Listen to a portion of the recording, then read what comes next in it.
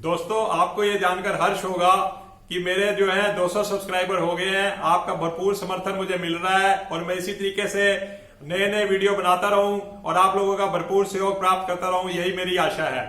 दोस्तों, हमने पिछली वीडियो में टेक्निकल फिजिबिलिटी स्टडी की थी और टेक्निकल फिजिबिलिटी स्टडी में यह देखा था कि टेक्निकल फिजिबिलिटी उतनी ही इंपॉर्टेंट है जितनी इकोनॉमिक वायबिलिटी।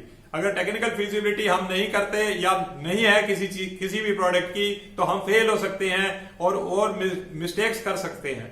और ऐसी मेजर मिस्टेक्स की हैं जो कि बहुत सारी कंपनियों ने, जो कि टेक्नोलॉजी अपग्रेडेशन नहीं करी या टेक्निकल फिजिबिलिटी स्टडी नहीं करी या टेक्निकल चेंज के साथ अपने आप को नहीं ढाल पाए, तो वो फेल हो गए। सबसे बड़ा एग्जांपल है नोकिया जो है, आपको पता है कि भी किसी वक्त सेलुलर में जो है सबसे बड़ा नाम था, लेकिन वो एकदम ही क्योंकि कॉप विद द टेक्नोलॉजी नहीं कर पाया।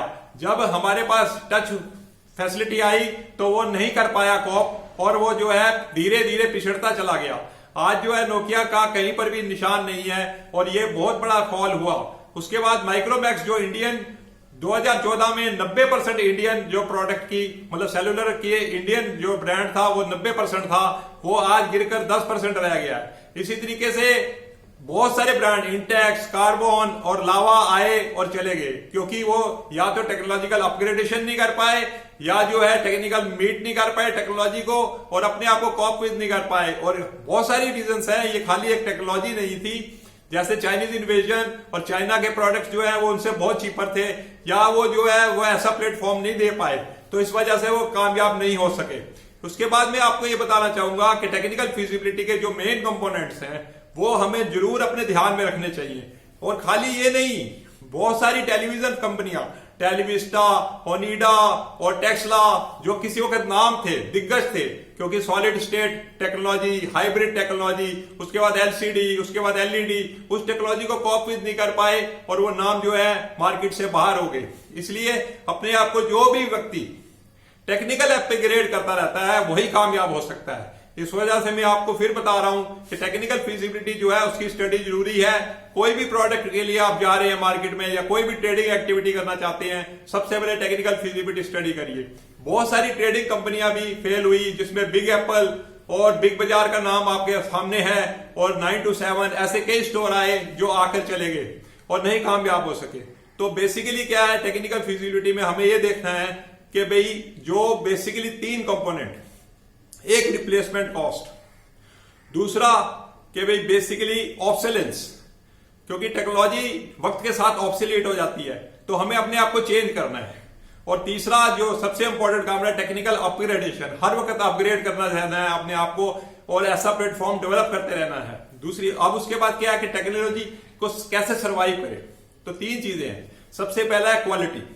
अगर हमारे प्रोडक्ट की क्वालिटी अच्छी है तो हम सर्वाइव कर सकते हैं। Quality is the one of the main reason. और कॉस्टिंग, अगर हमारी कॉस्टिंग चीप है, इकोनॉमिक है, तो भी हम सर्वाइव कर सकते हैं किसी भी किस्म का कंपटीशन को। उसके बाद क्या है कि बेसिकली जो है दूसरी चीज है इनोवेशन। जिसके पास इनोवेटिव आइडिया है वही कामयाब होगा, चाहे वो कैसा भी इनोवेशन हो। माइक्रोसॉफ्ट एक कंप्यूटर लेके आया, आज तक छाया हुआ है। रीजन क्यों? वो इनोवेटिव आइडिया था। या तो आपके पास इनोवेटिव आइडिया हो तो आप कामयाब हो सकते हैं। अब क्या है, तीसरी और अंतिम चीज है cheap and economic and best product. Economical हो, हमारी मार्केट 3 हिस्सों में डिवाइडेड है। सबसे पहले पुअर क्लास, फिर मिडिल क्लास और फिर एफ्लुएंट क्लास। इसके हिसाब से हमारे प्रोडक्ट होने चाहिए जिससे भी हम तीनों ही मार्केट को कैटर कर सकें। तो ये ध्यान जरूर देना है हमने, इस तरीके से ही हम कामयाब हो सकते हैं। अब क्या है, जब भी आप प्रोजेक्ट के लिए जाओ, एक प्रोजेक्ट कंसल्टेंट को अपॉइंट करो, उसके 5-10 हजार रुपए मत कंसीडर करो। अगर जिस तरीके से नाई अपने बाल नहीं काट सकता, वही तरीका है, आप उससे जरूर सलाह मशवरा करें प्रोजेक्ट कंसल्टेंट से। और दूसरी चीज है कि जैसे कोई भी शादी बिना पंडित के नहीं हो सकती, उसी तरीके से भी ये प्रोजेक्ट कंसल्टेंट की भूमिका है। तो आप प्रोजेक्ट कंसल्टेंट अपॉइंट करिए और उनके साथ जो है काम करिए तो बेहतर रहेगा। अब जो हम एक डेप्रिसिएशन रिजर्व बनाते हैं उसकी अपनी इंपॉर्टेंस है, क्योंकि वो डेप्रिसिएशन रिजर्व जो है वो रिप्लेसमेंट के लिए है और उसी से रिप्लेसमेंट होती है। अगली वीडियो में आपको मैं बताऊंगा कि बेसिकली क्या है कि ट्रेडिंग ऑर्गेनाइजेशन के लिए या बिजनेस एंटरप्राइजेस के लिए भी टेक्निकल फिजिबिलिटी कैसे होती है इंपॉर्टेंट, ये जरूरी है। अगर आपको मेरी वीडियोस पसंद आ रही हैं, प्लीज लाइक, शेयर और कमेंट कीजिए और ज्यादा से ज्यादा सब्सक्राइब कीजिए, जिससे मुझे भरपूर समर्थन मिले, और बेल आइकन पर जाकर जरूर नोटिफिकेशन कीजिए, जिससे कि आप अगली वीडियो का नोटिफिकेशन प्राप्त कर सकें। धन्यवाद, थैंक यू।